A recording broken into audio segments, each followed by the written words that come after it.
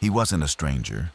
He was my roommate, my friend, someone I trusted, until I found the notebook, until I saw the photo of me sleeping taken from under my bed.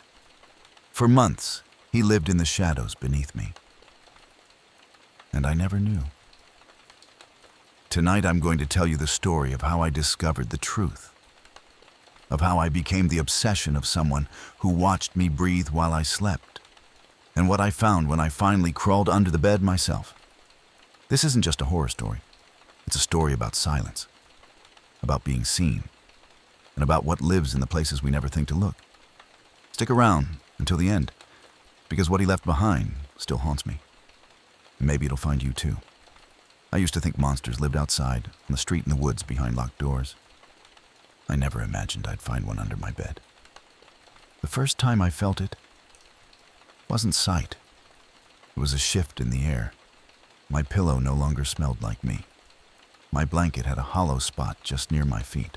I told myself it was nothing, just my imagination playing tricks at 3 a.m. But when I bent down, phone in hand screen glowing white, I saw him. Carl, my roommate. Wide-eyed, trembling, curled into the shadows like some wounded animal. And when our eyes met, he screamed. He screamed, like I was the intruder. That's when I learned fear isn't a ghost in the dark. It's knowing someone has been sleeping beneath you for months and smiling through it all. And now I can never sleep again. There's a silence in some rooms that feels like absence. And then there's the kind that feels like someone is holding their breath just out of sight. That's how my room started to feel. It didn't happen all at once. I didn't wake up one morning screaming or find blood scrawled on the wall. No, it was more subtle than that, more invasive. Like a splinter just under the skin, small but impossible to ignore once you feel it. It began with the light. The first night I noticed the shadow of my closet door was angled differently. I sleep with a desk lamp dimmed low, just enough to keep the dark from swallowing me whole. But that night, the shape was off. Wider, softer, as if someone was standing just out of frame. I blinked, sat up, and squinted through the haze of sleep. Nothing. Just the dull beige door closed, like always. My mind, of course, offered logical explanations. My angle had changed. The bulb was flickering, maybe even a trick of my pillow shifting. I wanted to believe that. So I did.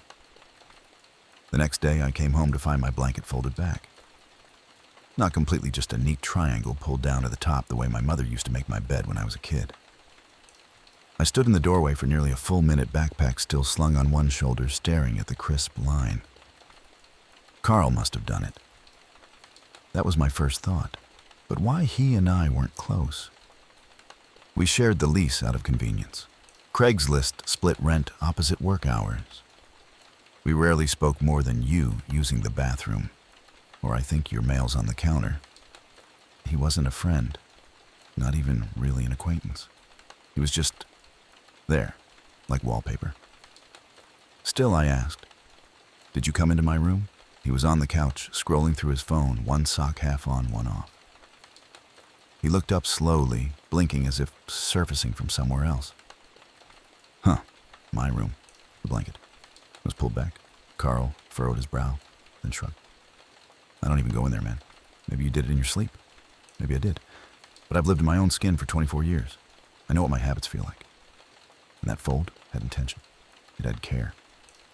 That night I locked my door.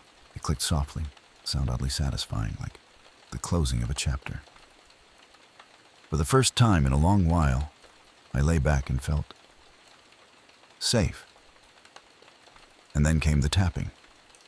Soft, deliberate, like fingers brushing wood. I sat up in bed, heart suddenly loud. The room was still. Lamp glowing faintly, shadows motionless.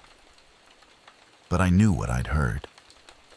It wasn't the creak of pipes or the groan of the ceiling. It was closer, lower. I leaned forward, ears straining. Nothing. I grabbed my phone, switched on the flashlight, and hesitated. I didn't want to look, but not looking felt worse. So I swung my legs over the side and knelt slowly, heart climbing into my throat. The flashlight trembled slightly in my grip as I lowered it toward the floor. Shadows stretched, dust glittered, and then just the empty underside of my bed. Bare, still, harmless. I exhaled. My knees popped as I stood, and I laughed under my breath, tight, anxious, too loud in the quiet. I was being ridiculous. This was just a phase. Stress, maybe. I'd been working long hours, barely sleeping. Maybe it really was just in my head. But when I turned to place the phone back on my nightstand, I froze. The closet door was ajar, only by an inch, maybe 2, but I never leave it open. A breath caught in my lungs. My skin tightened. The air felt suddenly colder. I approached slowly, one foot dragging in silence, the other creaking the wooden floorboards. And then it slammed shut. On its own. No wind, no explanation. I didn't scream. I couldn't. The sound never made it past the lump in my throat. I stood there, the paralyzed eyes, wide heart galloping in my chest. My fingers itched to reach for the door handle, but I didn't move. Instead, I backed away. 5 steps, then 6. I climbed into bed, knees tucked close, and stared at the closet until morning. Carl didn't ask why I looked like hell the next day. He never does. That afternoon, I came home early. The sun still hung low, casting a warm glow through the living room windows. Carl wasn't home. His shoes weren't by the door. I checked the fridge, half a pizza, some beer, an apple gone soft. Nothing strange. Then I walked into my room. The closet, wide open. Inside, all my clothes were untouched. But on the floor, there was a single sock, one I hadn't worn in weeks. It was bunched, slightly damp, as if it had been clutched. I dropped it instantly. It wasn't just creepy, it was invasive. Someone had been in here. Again. No, not someone. Carl. I went to his door, raised my fist, stopped. What would I even say? Hey, are you sneaking into my room while I'm asleep? Hey, are you folding my blanket and playing with my socks? It sounded unhinged. And I didn't want to seem crazy. So I walked away, back into my room, closed the door. This time I wedged a chair under the knob. That night, I didn't sleep. Not really. I lay awake, eyes half closed, pretending, listening, waiting. And when the air shifted again, soft like a sigh under the floor, I knew. This wasn't my imagination. Something was in this room with me. Something that didn't belong. Something that already believed. It did. The next morning, I didn't speak. I moved around the apartment like a ghost, quiet, careful, pretending to be normal. I brewed coffee toast, burned slightly, and the bitter scent clung to the kitchen like guilt. Carl sat at the counter, scrolling his phone with 2 fingers hunched like always. Same hoodie, same chipped mug, same fake cough when he wanted to break the silence. But I didn't bite. I was watching him. He didn't look up, like nothing had happened, like he hadn't been under my bed, or if he had, like that was perfectly normal. When he left for class, I shut the door behind him, locked it, and leaned against the frame. The lock clicked, but it didn't make me feel safer. Nothing did anymore. I walked to my room, phone in hand, ready to record or photograph whatever I found. But the room looked untouched, almost. I sniffed. There was something different. My blanket. It didn't smell like me. It didn't smell like laundry detergent either. It smelled like skin, like scalp, like sweat that wasn't mine. Not sour, not strong, just wrong. I leaned down and inhaled slowly, fingers pressing into the sheets, like I was trying to find a pulse. The pillow felt cooler in one spot, lower near where my feet usually rested. The scent was faint, but unmistakable. Someone had been here. Not just entering the room, but settling into it. Laying down, breathing, pressing their body into my sheets like they belonged. I pulled the blanket back and froze. There were faint lines, creases where weight had been. not where I sleep. Lower, diagonal, as if someone had curled up near the bottom of the bed and stayed there. I sat on the floor, my back against the dresser, phone still in my hand, but I didn't press record. What was the point? No one would believe me. Not the cops, not the landlord, hell, not even my friends. I could already hear their voices. You sure you didn't toss in your sleep, dude? That's paranoid. Are you okay, am I? That afternoon, Carl came home earlier than expected. I heard the door open, his keys jangling as they dropped into the ceramic dish by the entry. His steps were slow, careful. I didn't move. I was still in my room, lights off, door open just a crack. He stood outside for a moment, then walked away toward the kitchen. And then I heard it. My door creaked, only slightly. I turned, and there he was, Carl, standing in the hallway, watching me through the crack like a child playing hide and seek. He didn't speak. He didn't flinch when I made eye contact. He just tilted his head and smiled. Not big, not wide, just enough to make me wonder. Had I ever seen him smile before? Hey, he said softly, as if that was enough. I didn't reply. He stepped away without another word. His door closed. And I sat in the darkness, breath caught in my throat. Later that night, I couldn't sleep again. My muscles ached from tension. My eyelids stung dry from staying open too long. But more than anything, it was the silence that got to me. I used to like its silence. Now it sounded like something holding its breath. I pulled the chair back under the knob and placed my heaviest textbook on top, just in case. Then I pulled my blanket over my chest and stared at the ceiling, letting my breath shallow to match the silence. Tick, tick. It was after 2 a.m. when I heard it. Movement, but not outside the door, not from the hall. It came from under my bed. A shift, a scrape, then stillness. I didn't move. I didn't reach for the phone. I just laid there frozen, feeling every muscle in my back tighten, every nerve scream without sound. I wanted to believe it was the bed frame adjusting. I wanted to believe I was dreaming. I wanted to believe anything else. But then I felt it. A shift in the mattress, not much. Just a subtle downward pull at the corner near my feet. The kind of weight you only feel when someone lies down. Gently. And the smell, that scent again. Warm, unfamiliar. Closer this time. I squeezed my eyes shut, chest rising in shallow waves. Don't scream. Don't move. I stayed that way until dawn. When the first rays of sunlight slipped through the blinds, I bolted upright and threw the blanket back. Nothing. Just the still, undisturbed underside of my bed. But I didn't imagine that weight. I know what I felt. That morning I decided to confront him, not with shouting, not with accusations, but with clarity. Carl was sitting at the table, eating cereal, slowly slurping the milk like a child. I stood across from him, arms crossed. "Hey," he looked up. Milk clung to the edge of his lip. "You ever come into my room at night?" He blinked, swallowed. "No. You sure, yeah?" "Why blanket keeps moving," I said slowly. "Smells weird." He smiled again. That same flat smile. "You dream a lot, don't you?" I didn't answer. He tilted his head again, just like before. "I read somewhere that people sleepwalk. Maybe you're just lonely. Maybe your brain's trying to fill in blanks." He sipped his milk. "And maybe you're scared of yourself." That did it. I turned away and left the room. But I heard him behind me. "I'd never hurt you," he called gently. "Oh, I just think we're compatible."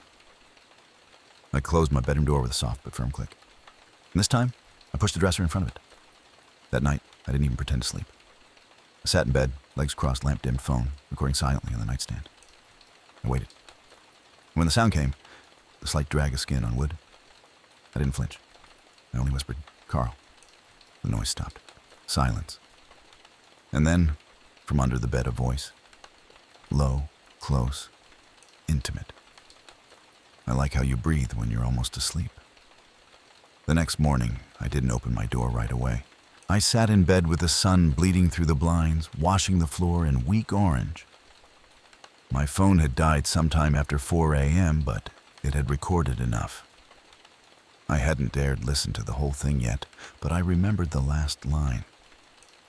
Clearly, Carl's whisper curling under my bed like steam. I like how you breathe when you're almost asleep. Almost. Like he was timing it. Like he'd memorized the rhythm. I pressed my palms to my face and inhaled deeply. My skin smelled like fierce, sour, unwashed electric. I finally pulled the dresser back and opened the door slowly, half expecting him to be standing there, eyes wide, lips parted, waiting like some twisted doll. But the hallway was empty.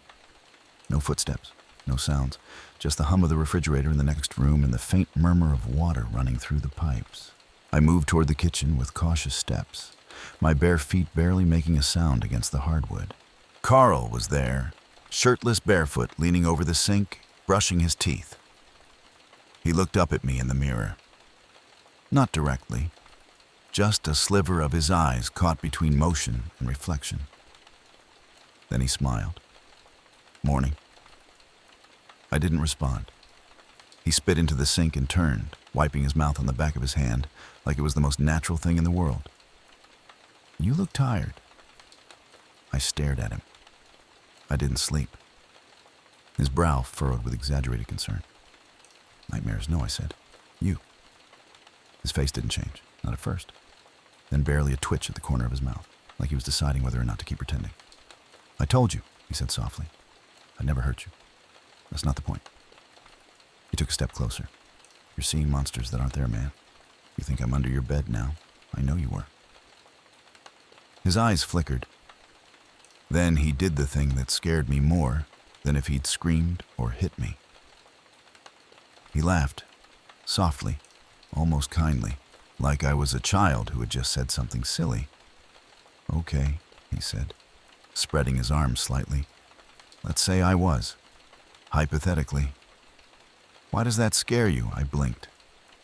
"What I mean, think about it," he said. "You weren't hurt. I didn't touch you. I didn't even wake you. I was just near you.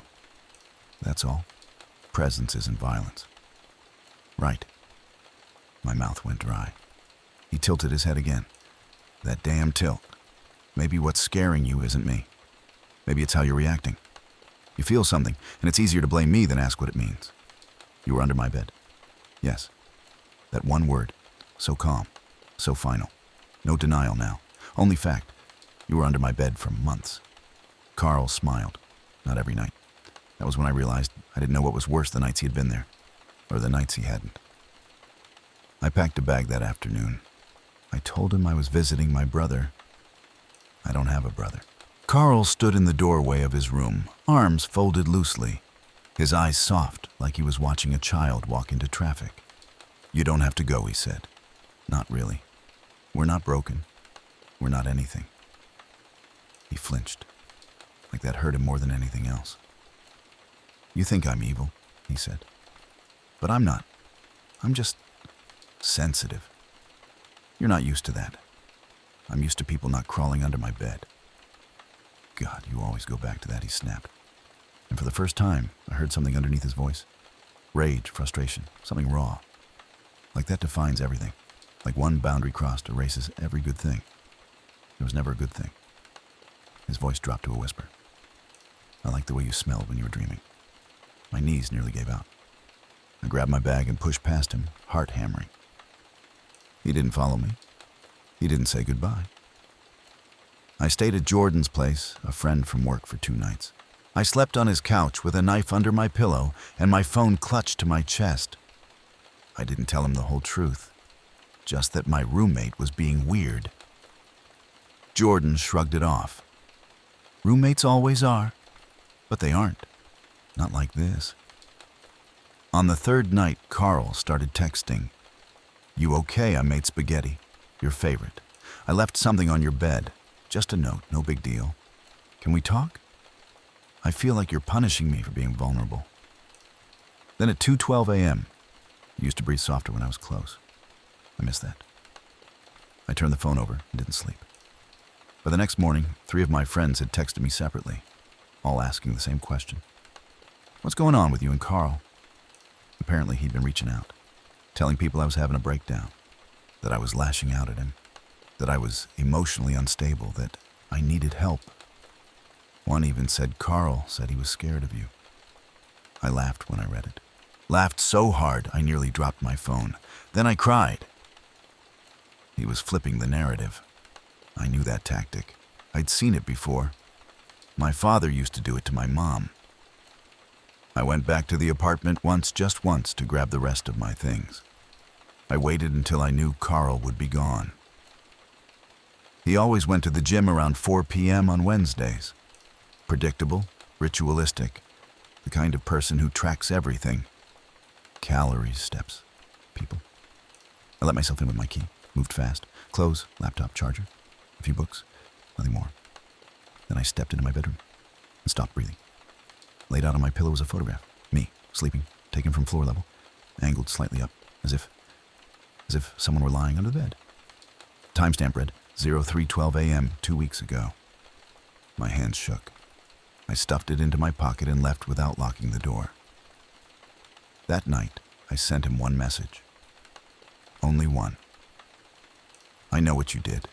I'm not coming back. His reply came 10 minutes later. I didn't mean to scare you. I only wanted to be close. You don't understand what it's like to feel that connected and not act on it. You should be honored. No apology, no shame, just entitlement, wrapped in longing. I turned the phone off, but his voice stayed with me. His whisper, his breath, his eyes watching me sleep. And worst of all, the fact that for weeks I had felt it and convinced myself I hadn't. I thought I could outpace it, the memory, the smell, the breath on my skin when no one was in the room. But dread doesn't stay behind. It clings like humidity, like smoke in your lungs, like fingerprints you can't wash off. By Friday night, I still hadn't slept more than 2 hours at a time. My new room at Jordan's place was fine, small, clean, quiet. The mattress was firm, the walls were thick, and the doors locked from the inside. But something inside me had come undone, and I didn't know how to stitch it back together. I kept dreaming in pieces, my old bed, the closet door, Carl's voice, whispering things I never understood but always felt. Each time I closed my eyes, I found myself under the bed instead of on it, watching, listening, craving the closeness. And then I'd wake gasping. Was this how it worked, trauma? Did it rot you from the inside, turning your memories into weapons? Or was I still being watched Saturday? I tried to confront the part of me that still needed answers. I charged my phone, turned it back on. 37 unread messages. Most of them were from Carl. The rest were from people we both knew, co-workers, casual acquaintances, even a neighbor who barely spoke to me before all this. Carl had told everyone I'd had a break, that I'd become paranoid, dangerous, that I accused him of things no one could ever prove. Some of them asked if I was okay. Most just wanted to know the drama. But none of them asked what happened to me. Not really. At midnight, I got the final message that broke me. A video sent from Carl. No subject line, just a 19-second clip. I stared at the thumbnail for a long time before pressing play. It was dark, nearly black, but I could see outlines. My bed, my blanket, my body curled under it. And then slowly, a figure emerged from the edge of the frame. Crawling, from the foot of the bed, from underneath. The shape was familiar, thin shoulders, pale limbs, tousled dark hair. Carl. He moved slowly like an animal, as if every motion was something he cherished. His head lifted just slightly and he leaned in toward my face. And then he sniffed me, long, deep, reverent, like inhaling the scent of something holy. And then into the camera, softly, he whispered. He didn't even flinch. The clip ended. I dropped the phone. I couldn't breathe. I couldn't scream. I just sat there, staring at the place between my feet, the space under the bed, afraid to even blink. Because for a moment, I didn't feel like the victim anymore. I felt like I'd been chosen, I don't remember making the decision to go back. But sometime around 2 a.m., I found myself walking through our apartment building's hallway, barely dressed, heart-thudding adrenaline crackling under my skin. I knew Carl wasn't home. He always stayed at that 24-hour coffee house on Saturdays, working on his weird documentaries that no one ever saw. He had a pattern. He always had a pattern. The key still worked. The apartment smelled different. Or maybe I was different. I didn't bother with the lights. I knew the layout better in the dark anyway. I walked into my old bedroom, stopped just inside the doorway. There were no sheets on the bed now, just the mattress and a notebook on the pillow. Black leather, worn edges. I opened it. Inside were pages and pages of notes. Not in full sentences, just fragments. He rolls left when cold. Breath slows at 2:17 a.m.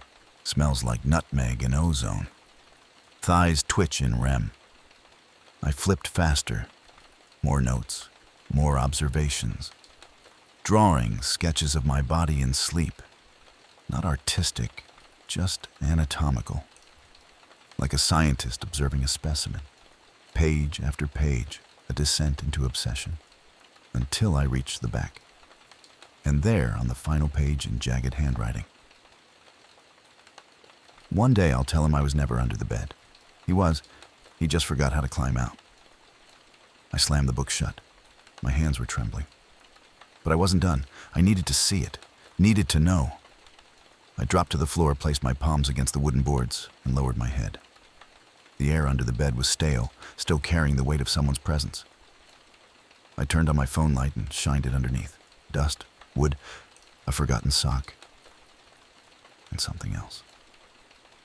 Taped to the underside of the bed frame, flat and deliberate, was a single Polaroid. My face, eyes closed, mouth slightly open, sleeping, again, but from this angle. It wasn't taken from the hallway or the doorway or even the closet. It had been taken from inches away, from inside the bed frame, inside. There was space in there, a hollow section between the slats and the box spring, just enough room for a man to lie in, to hide, to watch, to live. I recoiled, nearly hitting my head on the frame. My knees buckled as I backed into the dresser, breath hitching in rapid bursts. I wanted to scream. But what would it change? He was gone, and I had been his home. That night I didn't return to Jordan's. I couldn't face another room, another mattress, another possibility. Instead, I checked into a cheap motel off the highway. The walls smelled like mildew and lemon cleaner. The sheets were thin. The lock barely clicked. But the bed frame was solid. One piece, no hollow, no hiding. I still didn't sleep. But at least I wasn't being shared. The next day I burned the notebook. Not out of anger, out of fear, because part of me wanted to keep it. Not to show anyone, not to report him, but because it had documented me in a way no one else ever had. And that terrified me, more than the photos, more than the breath, more than the whispers. He knew me more than I did. And sometimes late at night, when I lie on a new mattress in a new town with new locks, I feel it again. That shift in the air, that hollow underneath. And I wonder, was Carl ever under the bed? Or did he find his way into something deeper, somewhere no lock could reach? I didn't move for 3 days. The motel room was small, one of those corner units with the humming fridge, the chipped mirror, and the TV that only played static unless you punched it twice. But it was mine. It was above ground. It didn't have a bed frame, just a mattress on solid concrete. That mattered now. You start noticing things like that after someone's lived under your bed. After they've memorized the sounds you make when dreaming, when breathing. After they've spoken to you through the floorboards and convinced themselves they loved you for it. Carl had crawled into the places no one else ever bothered to look. And I let him. That's the worst part. I let him. Not because I knew, not consciously, but because somewhere along the way, I ignored the signs. The smell, the shift in weight, the angle of the light. My instincts had screamed, but I'd called it loneliness. On the fourth day, I tried to call my sister. We hadn't talked in nearly a year, not since the fight about Mom's house. But I needed to hear a voice that didn't want anything from me. Just presence. Just proof I existed outside of Carl. She didn't pick up. I left a message.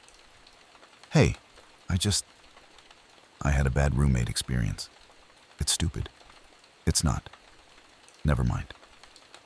Can you call me? I need to feel like someone remembers who I was before. I paused, then hung up. There was no name for what I'd become. Not victim, not survivor, something other. I started noticing things I couldn't explain. Not big things, nothing Hollywood. A towel that felt damp when I hadn't showered. The TV switching on by itself at 3:33 a.m., just static. A faint knock, once, low, from beneath the floor. I told myself it was just my nerves. But I stopped leaving the motel anyway. I ordered food at the front desk. I paid cash. I stayed off social media because if Carl had memorized me that well, I didn't want to leave breadcrumbs. I didn't want him to find me. Not again. One morning I tried to throw away the Polaroid, the one I'd found under the bed frame, the one that showed me sleeping peaceful, unaware. But I couldn't do it. I held it over the trash can, fingers trembling, stomach hollow, heart racing like prey. And I realized it was the only proof I had that I hadn't made it all up. Because everything else could be explained away. The smells, the voices, the feeling. But the photo, that was real. That was me. Captured, watched, worshipped. I slid it into the lining of my duffel bag, not because I wanted it, but because I needed to remember. And then came the envelope, taped to my motel door. No return address, just my name, handwritten. His handwriting. Inside a single sheet of paper. You always locked the door, but you never locked the floor. I dropped it like it was on fire. My pulse screamed through my ears. My legs moved before I told them to. I tore the room apart, moved the bed, flipped, the mattress pounded on the floor. I clawed at the carpet, expecting to find trap doors, hidden slats, anything. Nothing. Just concrete. Just air. But somehow, he'd gotten inside. Or maybe he never left. I left that night. Didn't even pack everything. Just grabbed the essentials and drove until the gas light blinked. Ended up in a diner parking lot an hour out of town. Fell asleep in the car. Seat reclined. Keys clutched in one hand. Knife in the other. Woke up at dawn to condensation on the windshield and the faintest outline of a smile drawn in the mist. Could have been kids. Could have been nothing. But I drove anyway. For weeks, I kept moving. Short stays. Cash only. Always first floor. Always solid beds. Always checking the locks twice. People asked questions. Why are you always traveling? You okay, man? You running from someone? No one ever asked the right question. No one ever asked, is someone running from you? Because eventually something shifted. It wasn't just fear anymore. It was hunger. Not for Carl, but for knowing. For understanding how he slipped past every defense I ever had. I started reading forums, obscure threads, survivor accounts. People who claimed they'd been watched, followed, lived alongside shadows. Most were fake. But some echoed mine. The smell of breath when no one was home. The photo of yourself sleeping left on your pillow. The soft whisper of a name you didn't remember giving. One post stood out. They're not people the way we understand. They're listeners. They crawl into your silences. They become your pauses. They study the cracks between your breaths. Until you forget what it sounded like to be alone. I didn't sleep that night.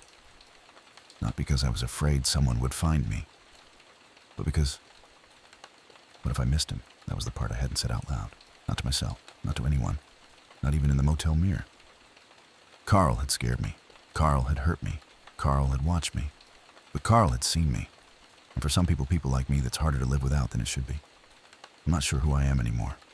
just that I lock every door twice, that I still check under every bed even when it's solid, that I never sleep on anything hollow, and that I keep the photo, folded, hidden, close, because when it's late, and the world is quiet, and the silence stretches long and deep, I still find myself whispering into the dark, "Are you there?" And sometimes, I think I hear him whisper back. I moved to a new city after that.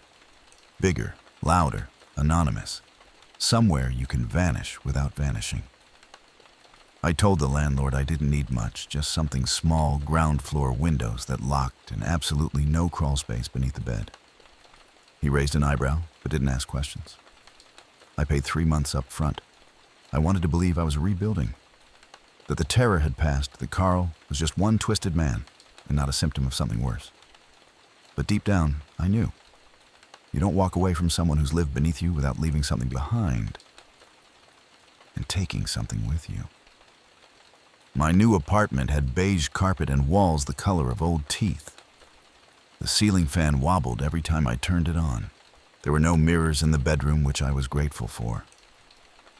I didn't want to see myself at night. Not anymore. Because now, when I looked in the mirror, I saw someone listening. And worse, someone waiting. It started small. A crease in the bedsheet I didn't remember making. A familiar scent in the closet cleaner maybe, or old wood, but tinged with sweat and breath. One morning, I found a cup of water next to the bed, perfectly filled. Still, I hadn't put it there, but I drank it anyway. I stopped calling friends, stopped replying to texts. What would I say? "Hey, remember my roommate who crawled under my bed and watched me for months? I think he might be back." Or maybe it's someone else. Or maybe it's just me. People don't know what to do with stories like mine.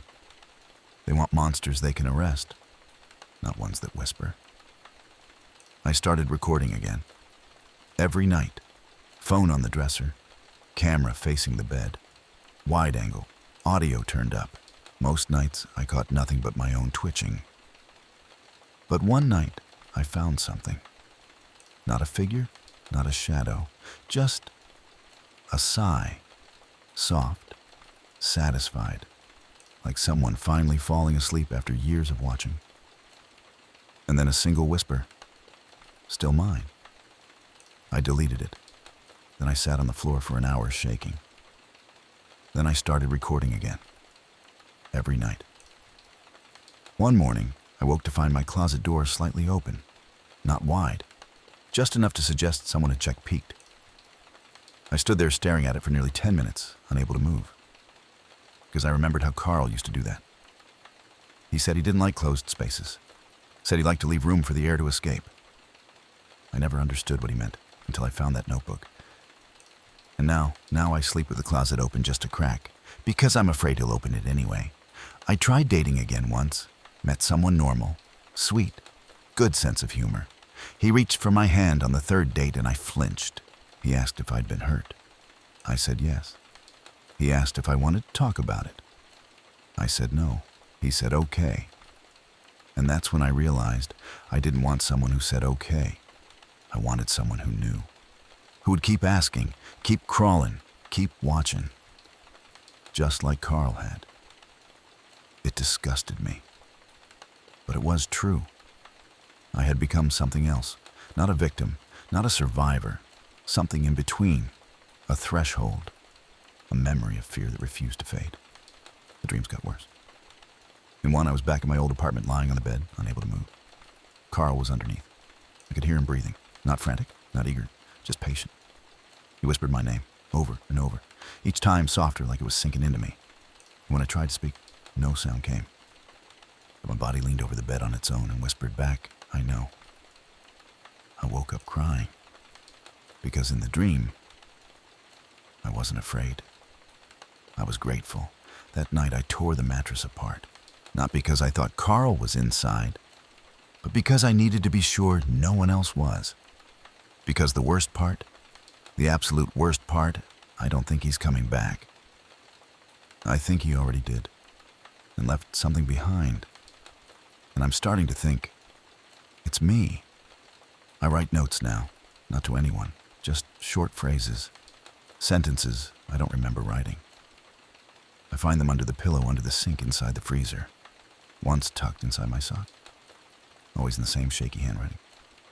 You breathe better when I'm close. Don't close the door tonight. He's not gone. He's underneath. I don't know if I wrote them in my sleep or if someone else did.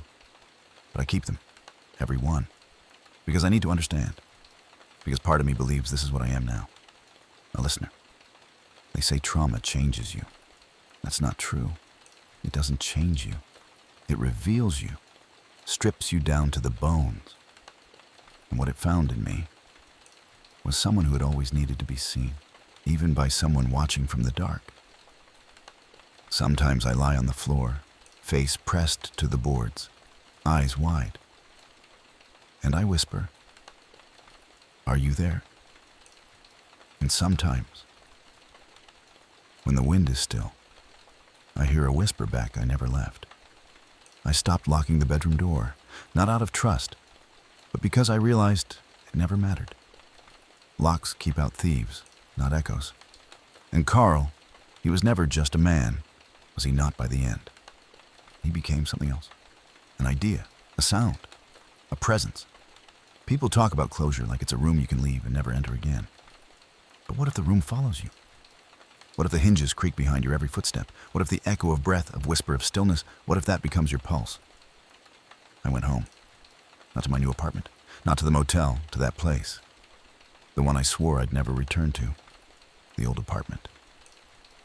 I waited until it was empty, rented by no one, gutted, half renovated. I knew the landlord's schedule. Knew he did showings on Thursdays between 2 and 4. I let myself in through the side gate. Back entrance. Same creaky latch I remembered. Everything inside had changed. Painted walls, new tile, different scent. But the bones were the same. The bedroom was the same. The floorboards still groaned in the same spots. The closet door still leaned slightly inward like it wanted to confess something. And the space beneath the bed, now just a metal frame with nothing beneath, still felt occupied, even empty, even exposed. It remembered him, and so did I. I lay down on the floor, face to the boards. I didn't bring a flashlight, didn't turn on my phone. I just lay there and waited. At first, nothing, no breath, no sound. Only my heartbeat soft and stupid in the quiet. Then, a shift. Not a voice, not a shadow, just a knowing. Like the room remembered me too, like it sighed in recognition. And I whispered, "I let you in." There are things I'll never understand. Why me? Why my bed? Why my silence? But maybe it was never personal. Maybe I was just open, soft, empty in the right places. And Carl, he filled them, not with love, not even with obsession, but with attention. I wish I could say I healed, that I found peace, that I forgave myself for not seeing the signs sooner. But the truth is, I miss him, I hate him, I need him. And I still sleep with a photo under my pillow, because at least it proves I was real to someone, even if it was in the dark. I don't know where he is now. Maybe he found someone else. Maybe he's under their bed. Maybe he's dead. But that doesn't matter, because the version of him that lives in me, the one who memorized my breath, the one who whispered through my dreams, he never left. People ask if I live alone. I say yes, but it's not true. There's always the wait, the pause, the shadow under the frame, the whisper before sleep that says, "Still mine." And worst of all, sometimes I whisper back, "I know."